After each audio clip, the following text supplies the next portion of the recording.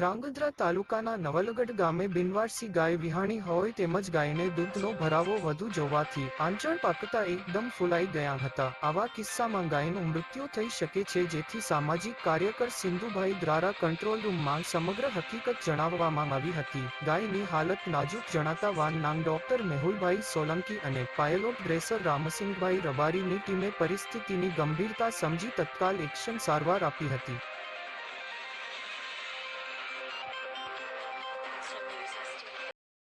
Ramsinhbhai Motibhai Sitapur location पर 1962 में pilot और ड्रेसर तरीके फरज बजावुं छूं।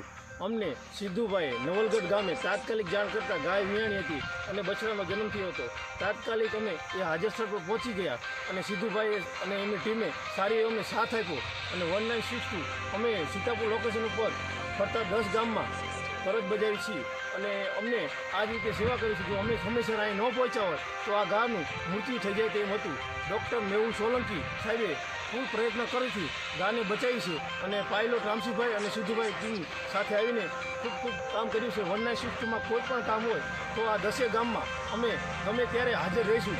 સવારના 7 થી 7 ગમે ત્યારે અમને કોલ કરી શકો છો।